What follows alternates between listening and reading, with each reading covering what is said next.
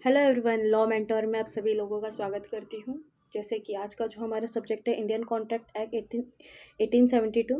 तो यहाँ पर इंट्रोडक्शन पार्ट देखते हैं। इंडियन कॉन्ट्रैक्ट एक्ट 1872 कब इंडिया में आया था? 1 सितंबर 1872 को ये इन्फोर्स हुआ था, इफेक्ट हुआ था। नाउ ये Indian contract act related govern related law related to contract in India. और ये एक्ट को किसने पास किया था? ब्रिटिश इंडिया ने पास किया था। ठीक है। अगर आपको कभी वन वर्ड में भी आता है लॉ फॉर्म में तो आप इसे आराम से लिख सकते हो। और जब भी आप कोई क्वेश्चन आंसर या शॉर्ट नोट फॉर्म में भी आता है तो इंट्रोडक्शन लिखना बहुत ज़रूरी है। इससे आपका जो प्रेजेंटेशन है आंसर का वो काफ़ी अच्छा दिखता है।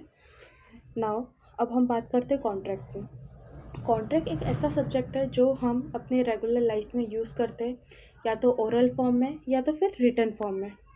ठीक है। आप डे टू डे लाइफ में हर जगह पे कॉन्ट्रैक्ट यूज़ करते हैं। जैसे कि आप कहीं मार्केट जा रहे हो, वहाँ पर आप वेजिटेबल परचेस कर रहे हो। जब आप वेजिटेबल परचेस करते हो तो आप सामने वाले को पूछते हो कि ये वेजिटेबल कितने का है। सामने वाला उसका प्राइस बताता है, आप अपने हिसाब से उसे खरीदते हो। अब वो 1 किलो चाहिए, 2 किलो चाहिए। ठीक है। नाउ यहाँ पर important definition under the act क्या कहता है? प्रपोजल। सबसे पहले प्रपोजल होता है जो सेक्शन 2 का ए बताता है। When one person signify to another his willingness to do और abstain from doing anything with a view of obtaining the assent of that other to such act or abstinence, he is said to be make he is said to be make his proposal. Acceptance. अभी proposal दिया तो सामने वाला या तो accept करेगा तो deny करेगा तो वो चीज़ वही खत्म हो जाती है। लेकिन एक्सेप्ट किया तो proposal when accept become a promise. ठीक है।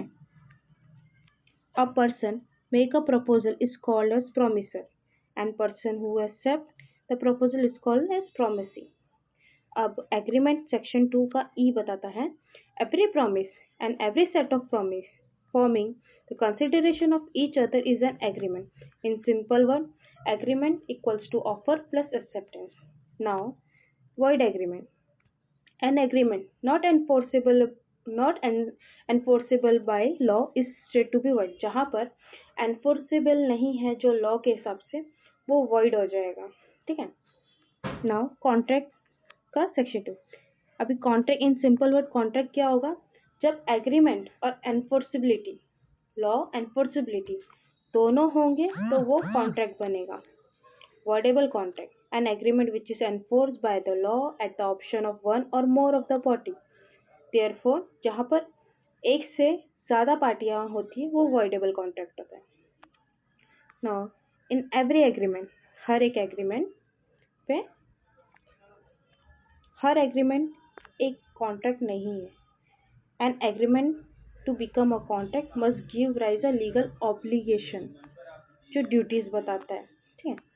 अभी यहाँ पर एग्रीमेंट को एक टेबल के फॉर्म में दिया गया है। तो यहाँ पर बता रहा है दो तरीके के एग्रीमेंट होते हैं, social obligation, legal obligation. Social obligation बोलता है agreement give to a social obligation is not, जहाँ पर सोशल ऑब्लिगेशन बताया जाएगा वो कॉन्ट्रैक्ट नहीं कहलाया जाएगा। ठीक है। Not cover under ICA. ICA मतलब इंडियन कॉन्ट्रैक्ट एक्ट के अंदर वो कवर नहीं होगा। अभी यहाँ पर एग्जाम्पल दिया है। An example between two parties to go together to the cinema और to walk dinner is a agreement of social nature. मतलब ये सोशल एग्रीमेंट क्या होता है? जैसे कि आपने किसी को कॉल किया, भाई चल ना डिनर पे चलते हैं। ठीक है। आपका ये ओरल फॉर्म में हो गया और एग्रीमेंट कि हाँ भाई चलना है हमें। शाम को सामने वाले पर्सन ने डिनाई कर दिया तो आप उसको इंडियन कॉन्ट्रैक्ट एक्ट के थ्रू उस पर सू नहीं कर सकते हो। ठीक है। इस टाइप के जो रहता है वो सोशल ऑब्लिगेशन होते हैं। अब लीगल ऑब्लिगेशन क्या होता है? Agreement giving a legal obligation in a contract, जहाँ पर एक लीगल तरीके से कॉन्ट्रैक्ट जब ब्रेच होता है तो फिर वो आईसीए के अंडर जाता है, यानी इंडियन कॉन्ट्रैक्ट एक्ट के अंदर जाएगा। ठीक है। तो यहाँ पर जो 4th पॉइंट बता रहा है, every contract is an agreement but every agreement is not a contract.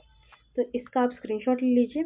ये आपको वन वर्ड, शॉर्ट नोट या फिर कहीं पे भी आता है तो आप इजीली पॉइंट्स में इसे कन्वर्ट कर सकते हो और अच्छा खासा आंसर लिख के अपना मार्क्स गेन कर सकते हो। क्योंकि ये जो एक ऐसा सब्जेक्ट है जो लॉ में यूज़ होता है। अगर कोई स्टूडेंट एलएलबी कर रहा है तो भी उसे कॉन्ट्रैक्ट पता होना चाहिए, नहीं कर रहा है तो भी पता होना चाहिए। एडवोकेट है तो एडवोकेट को तो काम ही है उसका, उसी बेस पे काम वर्क करना। प्लस अगर आप जुडिशरी की प्रिपरेशन कर रहे हो तो जुडिशरी का जो जजमेंट होता है ना, उसमें भी कॉन्ट्रैक्ट के स्पेसिफिक वर्ड यूज़ होते हैं। जैसे कि सामने वाले को अगर इम्प्रिजमेंट देनी है तो कितने पीरियड से कितने पीरियड तक उसको देना है, फाइन भरना है तो कितना अमाउंट भरना है। हर एक बेसिक एक कॉन्ट्रैक्ट पे डिपेंड होता है। कॉन्ट्रैक्ट में काउंटिंग, इतने पीरियड से इतने पीरियड तक, इतने पीरियड से ये पीरियड तक, तो ये सारी चीज़ें रहती हैं। Now essential elements of valid contract. Valid contract कब माना जाएगा, इसका भी आप स्क्रीनशॉट ले लीजिए। लाइक अंडर सेक्शन 10 के थ्रू एक एग्रीमेंट कब एक वैलिड माना जाएगा, ठीक है, जब एग्रीमेंट में फ्री कंसेंट होना चाहिए। एक एग्रीमेंट बना जहाँ पर फ्री कंसेंट होना चाहिए, जहाँ पर फियर नहीं होना चाहिए। आप किसी को फोर्स में, किसी को ये भाई मैं तो तेरा भाई लगता हूँ ना, मुझे आधे दाम में दे देना, ये सारी चीज़ों के बिना फ्री कंसेंट में आपका ये एक माना जाएगा। Competency of the party, lawful consideration होना चाहिए। लीगल ऑब्जेक्ट और not express declare to be void, एक लॉ में वो एनफोर्स होना चाहिए, वर्ड नहीं होना चाहिए। Not given under section 10 but still essential for valid contract. Two parties intention to create a legal relationship, legal formalities होनी चाहिए, certain of meaning और possibility of performance, ठीक है। अभी यहाँ पर इन सब की मीनिंग दिए, जैसे कि टू पार्टीज, ऑफर होना चाहिए, एक पार्टी ऑफर देगा तो दूसरा एक्सेप्ट करेगा, ठीक है। लॉफुल कंसिडरेशन होना चाहिए, एक अमाउंट पता होना चाहिए क्या अमाउंट पे हो रहा है। लॉफुल ऑब्जेक्ट पता होना चाहिए, कंसिडरेशन और ऑब्जेक्ट जो है, ठीक है। और कॉम्पिटेंसी, कॉम्पिटेंट का मतलब होता है कैपेसिटी टू कॉन्ट्रैक्ट। एक पर्सन सेक्शन 11, ठीक है, सेक्शन 11 आपका बोलता है कि a party to the contract shall be competent to contract for person to become a competent to correct, मतलब वो 18+ होना चाहिए, मेजर होना चाहिए। दूसरा साउंड माइंड होना चाहिए, दिमागी तौर पे वो सही होना चाहिए, सेक्शन 12 बोलता है आपका। और such person should not be disqualify by law, वो लॉ के थ्रू डिस्क्वालीफाई नहीं होना चाहिए। नाउ फ्री कंसेंट, जो मैंने आपसे कहा कि सेक्शन 15 बताता है आपका डिस्यूजन, अनड्यू इन्फ्लुएंस, फ्रॉड, मिसरिप्रेजेंटेशन और मिस्टेक, ठीक है।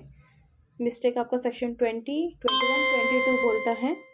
यहाँ पर जब भी आप कोई भी एग्रीमेंट कॉन्ट्रैक्ट करते हो तो वहाँ पर फ्री कंसेंट होना बहुत ज़रूरी है। किसी को आप डरा के, बहला फुसला के, गलत चीज़ों से आप उसका फ्री कंसेंट नहीं ले सकते हो, फ्रॉड नहीं कर सकते हो।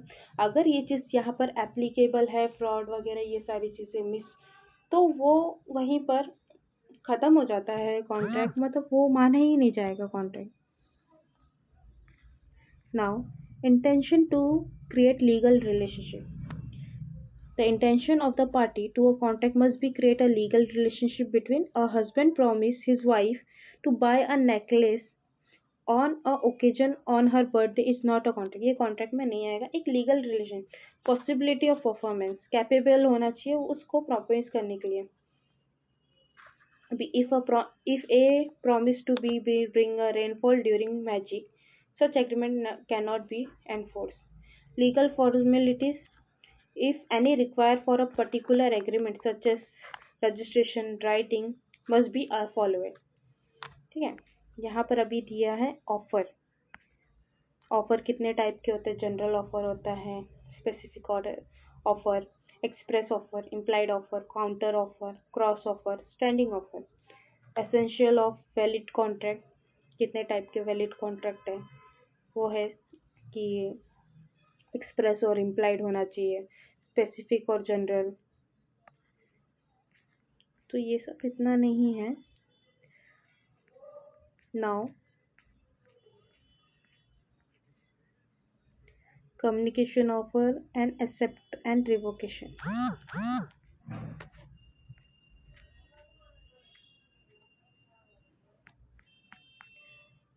In short, मिस्टेक, हाँ, जब आपको अगर कॉन्ट्रैक्ट स्टार्ट करना है तो सबसे अच्छा फॉर्मूला जो कॉन्ट्रैक्ट स्टार्ट करने का है वो आप नोट कर लीजिए, वो आपको हर जगह पे काम आएगा। आप कोई भी पेपर में अगर आपको कॉन्ट्रैक्ट से रिलेटेड अगर क्वेश्चंस आते हैं तो आपको सबसे पहले पता है क्या, एक फॉर्मूला यही याद करना है, मैं आपको बता रही हूँ कि सेक्शन 10 से आप इसको स्टार्ट करोगे, ठीक है। Section 10 equals to 11 plus 14। Section 10 equals to section 11 plus 14 plus 23 और not void in ab initio, ठीक है। सेक्शन 11 इक्वल्स टू सेक्शन 11 आपका कैपेबल बताता है, क्या पर्सन कैपेबल होना चाहिए, एक्सप्लेनेशन बताता है। Section 12 major sound mind disqualified बताता है, डिस्क्वालिफाइड नहीं होना चाहिए, मेजर होना चाहिए, ठीक है। सेक्शन 14 जो आपका बताता है फ्री कंसेंट, और सेक्शन 15 बताता है 15, 16, 17, 18, ये इसको एक्सप्लेन करता है, जैसे कि fear, undue influence, fraud, mistake, representation, miss representation. और सेक्शन 22-23 प्रोविजन बताता है मिस्टेक के। नाउ यहाँ पर आप अगर आप देख रहे होगे मिस्टेक, अगर मिस्टेक ऑफ लॉ है, ठीक है, तो वो इंडियन लॉ के हिसाब से, अगर वो इंडियन लॉ के हिसाब से है तो वो वैलिड होगा, लेकिन अगर फॉरेन लॉ के हिसाब से है तो वॉइड हो जाएगा। मिस्टेक में भी 2 पार्ट्स होते हैं, mistake of law, mistake of fact. और फैक्ट में है तो 2 तरीके के, बिलेटरल, तो वो वॉइड हो जाएगा ऑटोमेटिकली, और अनलेटरल है तो वैलिड हो जाएगा। अभी यहाँ पर देखो, mistake of law, when party enter into contract without the knowledge of law in the country, that contract is valid and not void, ठीक है। The contract is not voidable because it was caused by mistake, has in any law in force in India. The reason ignores ignorant juris not exempt. This ignorance of law is not an excuse at all. However, if the party induce influence to enter into contract by a mistake of law, such contract may be avoided. अभी यहाँ पर अगर वो foreign है, mistake of foreign country के through है, such mistake is a treated a mistake of a fact agreement, in such case void. Ignorance of foreign law में भी एग्जीक्यूट। अभी मिस्टेक ऑफ फैक्ट देखेंगे, बिलेटरल मिस्टेक, जैसे कि आपने ऊपर टेबल पे देखा रहेगा, तो bilateral mistake when the both the parties to agreement are under mistake has a matter of fact के थ्रू अगर वो मिस्टेक हुई है तो वो एग्रीमेंट वॉइड होगा। Mistake must be mutual, both the party should misunderstand each other, ठीक है। Types of mistake falling under bilateral, तो यहाँ पर मिस्टेक सब्जेक्ट मैटर को लेके हो सकता है, identify of subject matter, quality of subject matter, quantity of subject matter, title of subject matter, price of subject, possibility of performance of contract. और unlateral mistake has a fact. A contract is not a void merely because it was caused by one of the party to being under a mistake of has it matter of fact. Mistake is not a contract has a defense in void contract unless a mistake brought about the another party fraud or misrepresentation. अभी section 23 आपका बोलता है of Section 23 of Indian Contract Act 1872 provide that the consideration or object of an agreement under unlawful, it forbidden by law, in such nature it's permanent, it would be defeat the provision of law, it is a fraudulent, involve or implied injury to the person or property of another. The court regard immoral, oppose, or public policy. In each of these cases, the consideration and object of an agreement is said to be unlawful. Every agreement of the object consideration is unlawful is a void. So, आज के lecture में इतना ही। अगर आपको मेरा video अच्छा लगा होगा तो प्लीज़ लाइक करिएगा, शेयर करिएगा और सब्सक्राइब करिए। Thank you for watching my videos.